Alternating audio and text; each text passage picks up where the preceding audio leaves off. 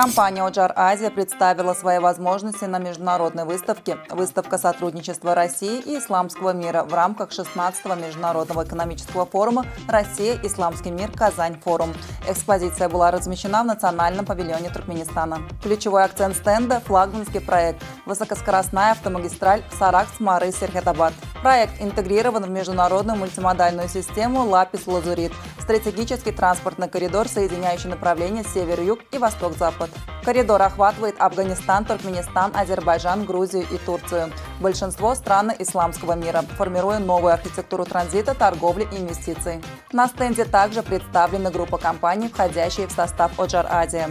Грагум Транзит, TMT Consulting Group, Туркмен Хукукчылар Топары, а также IT-компания Аматлы Чоргут. Группа демонстрирует комплексный подход – строительство, логистика, право и цифровые решения.